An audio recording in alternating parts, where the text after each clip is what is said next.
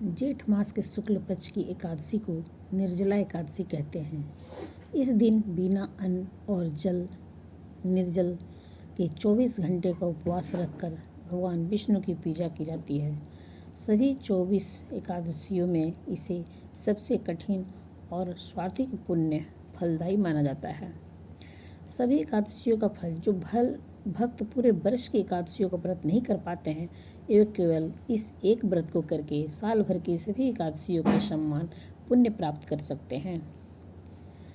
जन्मों जन्मों के पाप नष्ट हो जाते हैं और उसे मोक्ष की प्राप्ति होती है। दान में क्या क्या हम करें? इस दिन जल से भरा घड़ा, छाता, वस्त्र, फल, अन्न दान करने का बहुत बड़ा महत्व है।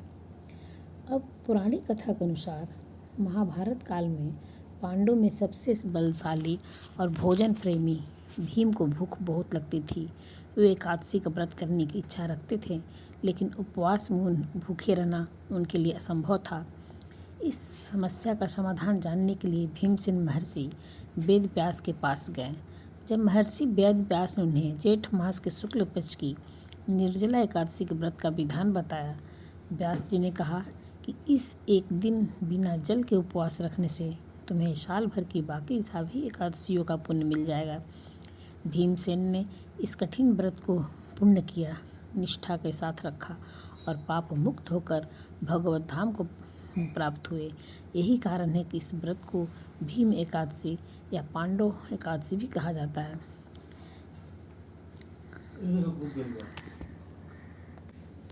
एकादशी व्रत की कथा। मूर नामक असुर और भगवान विष्णु की मानस पुत्री एकादशी देवी के अवतरण से जुड़ी हुई है। इस व्रत के प्रभाव से सभी पाप नष्ट होते हैं और मोक्ष की प्राप्ति होती है। पुरानी कथा के अनुसार एक बार मूर नामक भयंकर राक्षस के स्वर्गलोक के सभी देवताओं को पराजित कर दिया। भयभीत होकर देवता भगवान शिव की शरण में गए, जिन्होंने उन्हें भगवान विष्णु की सहायता लेने का सुझाव दिया। इसके बाद देवताओं ने क्षीर सागर जाकर भगवान विष्णु से प्रार्थना की।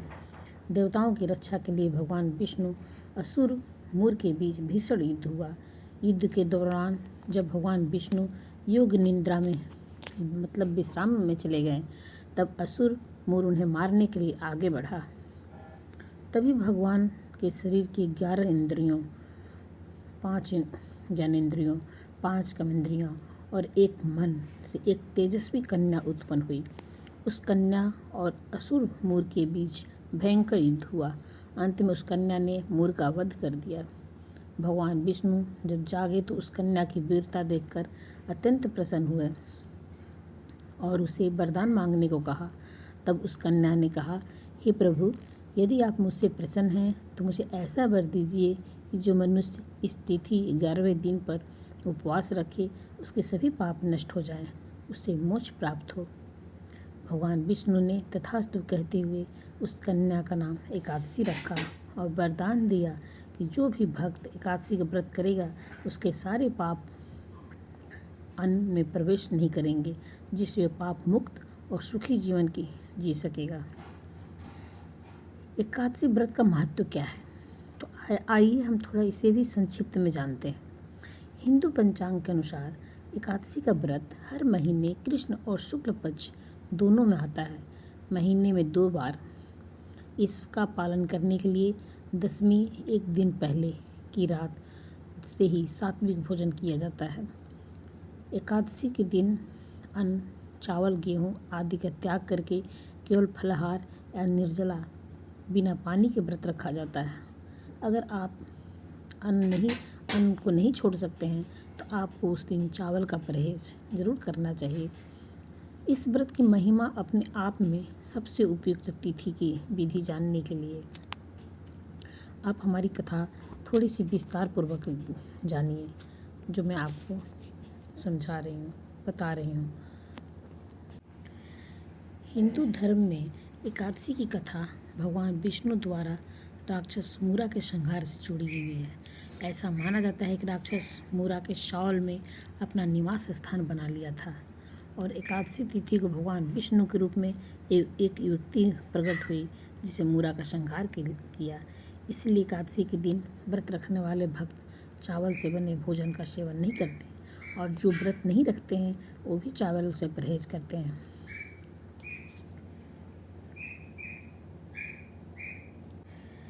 धार्मिक मान्यताओं के अनुसार निर्जला एकादशी को सभी एकादशियों में सबसे अधिक महत्वपूर्ण और फलदायी माना जाता है। उस दिन श्रद्धालु अन्न और जल का त्याग कर भगवान विष्णु की उपासना करते रहते हैं। मान्यता है कि श्रद्धापूर्वक इस व्रत का पालन करने से पूरे वर्ष की 24 एकादशियों के समान पुण्य फल प्राप्त होता है। अब मैं आपको निर्जला एकादशी की थोड़ी सी संक्षिप्त कथा सुनाती हूँ। तब वेद व्यास जी कहने लगे, कथा के अनुसार जब वेद व्यास ने पांडवों को चारों पुरुषार्थ धर्म अर्थ काम और मोक्ष देने वाले एकादशी व्रत का संकल्प कराया था, तब युधिष्ठिर ने कहा, जनार्दन, ज्येष्ठ मास के शुक्ल पक्ष में जो एकादशी पड़ती है वो कृपया उसका वर्णन कीजिए। भगवान श्री कृष्ण ने कहा, राजन, इसका वर्णन परम धर्मात्मा व्यास जी करेंगे, क्योंकि वे संपूर्ण शास्त्रों के तत्वज्ञ और वेदांगों के परंगत विद्वान हैं। तब वेद व्यास जी कहने लगे, कृष्ण और शुक्ल पक्ष के एकादशी में अन्न खाना वर्जित है। द्वादशी को स्नान करके पवित्र होकर फूलों से भगवान केशव की पूजा करें, फिर पहले ब्राह्मणों को भोजन देकर अंत में स्वयं भोजन करें। यह सुनकर भीमसेन बोले, परम बुद्धिमान पितामह, मेरी उत्तम बात सुनिए। राजा युधिष्ठिर, माता कुंती, द्रौपदी, अर्जुन, नकुल और सहदेव एकादशी को कभी भोजन नहीं करते। तब मुझसे भी हमेशा यही कहते हैं कि भीमसेन, एकादशी को तुम भी न खाया करो, परंतु मैं उन लोगों से यही कहता हूँ कि मुझसे भूख नहीं सही जाती। भीमसेन की बात सुनकर व्यास जी ने कहा, यदि तुम नरक को दूषित समझते हो और तुम्हें स्वर्गलोक की प्राप्ति अभिष्ट है और तो दोनों पक्षों के एकादशियों के दिन भोजन नहीं करना। भीमसेन बोले, महाबुद्धिमान पितामह, मैं आपके सामने सच कहता हूँ, मुझसे एक बार भोजन करके भी व्रत नहीं किया जा सकता, तो फिर उपवास करके मैं कैसे रह सकता हूँ। मेरे उदर में विष नामक अग्नि सदा प्रज्वलित रहती है। अंत में जब मैं बहुत अधिक खाता हूँ तभी यह शांत होती है। इसीलिए महामुनि, मैं पूरे वर्ष में केवल एक ही उपवास कर सकता हूँ, जिससे स्वर्ग की प्राप्ति सुलभ हो तथा जिसके करने में कल्याण का भागी हो सके। ऐसा कोई एक व्रत निश्चित करके बताइए, मैं उनका यथोचित रूप से पालन करूँगा। व्यास जी ने कहा, भीम, ज्येष्ठ मास में सूर्य वृष राशि पर हो या मिथुन राशि पर, शुक्ल पक्ष में दोनों एकादशी का उसका यत्नपूर्वक निर्जल व्रत करके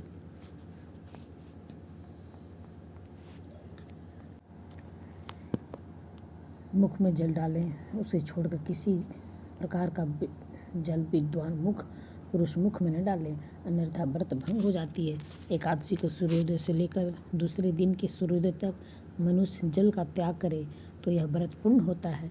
इसके बाद द्वादशी को प्रातः काल में स्नान करके ब्राह्मणों को विधिपूर्वक जल स्वर्ण का दान करें। इस प्रकार सब कार्य पूरा करके जितेंद्रिय पुरुष ब्राह्मणों के साथ भोजन करें। वर्ष भर में जितनी एकादशियाँ होती है उन सब का फल एक निर्जला एकादशी से मनुष्य प्राप्त कर लेता है, इसमें तनिक भी संदेह नहीं। शंख चक्र और गदा धारण करने वाले भगवान केशव ने मुझसे कहा था कि यदि मानव सबको छोड़कर एकमात्र मेरी शरण में आ जाए और एकादशी का निराहार रहे तो सब पापों से छूट जाएगा। कुंती नंदन, निर्जला एकादशी के दिन श्रद्धालु स्त्री पुरुषों के लिए जो विशेष दान और कर्तव्यहीन है उसे सुनो। उस दिन जल में स्नान करने वाले भगवान विष्णु का पूजन जलमयी धेनु यानी पानी में खड़ी गाय का दान करना चाहिए। सामान्य गाय या घी से बनी गाय का दान भी किया जा सकता है। इस दिन दक्षिणा और कई तरह की मिठाइयों से ब्राह्मणों को संतुष्ट करना चाहिए। उसके संतुष्ट होने पर ही श्रीहरि मोक्ष प्राप्त करते हैं। जिन्होंने श्रीहरि की पूजा और रात्रि में जागरण करते हुए इस निर्जला एकादशी का व्रत किया, उन्होंने अपने साथ ही बीती हुई 100 पीढ़ियों को आने वाली 100 पीढ़ियों को भगवान वासुदेव के परम धाम में पहुंचा दिया। निर्जला एकादशी के दिन अन्न, वस्त्र, गौ, जल, सैया, सुंदर आसन, कमंडल तथा छाता दान करने चाहिए। जो श्रेष्ठ तथा सुपात्र ब्राह्मण को जूता दान करता है वह सोने के विमान पर बैठकर स्वर्गलोक में प्रतिष्ठित होता है। जो इस एकादशी की महिमा को भक्ति पूर्वक सुनता अथवा उसका वर्णन करता है वह स्वर्गलोक में जाता है। चतुर्दशीयुक्त अमावस्या को सूर्य ग्रहण के समय श्राद्ध करके मनुष्य जिस फल को प्राप्त करता है वही फल इस कथा को सुनने में भी मिलता है। भीमसेन ज्येष्ठ मास में शुक्ल पक्ष की जो शुभ एकादशी होती है उसका निर्जल व्रत करना चाहिए। उस दिन श्रेष्ठ ब्राह्मणों को शक्कर के साथ जल के घड़े दान करने चाहिए। ऐसा करने से मनुष्य भगवान विष्णु के समीप पहुंचकर आनंद का अनुभव करता है। इसके बाद द्वादशी को ब्राह्मण भोजन करने के बाद स्वयं भोजन करे। जो इस प्रकार पूर्ण रूप से पापनाशनी एकादशी का व्रत करता है वो सब पापों से मुक्त हो आनंदमय पद को प्राप्त होता है। यह सुनकर भीमसेन की इस शुभ एकादशी का व्रत आरंभ कर दिया।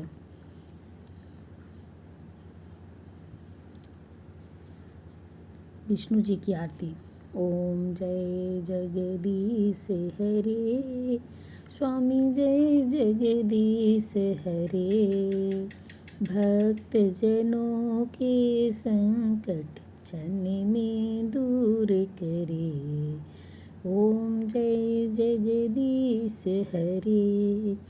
जो ध्यावे फल पावे, दुख बिनसे मन का। सुख संपत्ति घर आवे, कष्ट मिटे तन का। ओम जय जगदीश हरे। मात पिता तुम मेरे, शरण गहूँ किसकी। तुम बिन और न दूजा, आस करो जिसकी। ओम जय जगदीश हरे। तुम पूरन परमात्मा, तुम अंतर्यामी। पार ब्रह्म परमेश्वर, तुम सबके स्वामी। ओम जय जगदीश हरे। तुम करुणा के सागर, तुम पालन करता। मैं मूर्ख खल कामी, कृपा करो भरता। ओम जय जगदीश हरे। तुम हो एक अगोचर, सबके प्राणपति। किस विधि मिलूं दया में, तुमको मैं कुमति। ओम जय जगदीश हरे। दीन बंधु दुख हरता, तुम ठाकुर मेरे। अपने हाथ उठाओ, द्वार पड़ा तेरे। ओम जय जगदीश हरे। विषय विकार मिटाओ, पाप हरो देवा। श्रद्धा भक्ति बढ़ाओ, संतन की सेवा। ओम जय जगदीश हरे।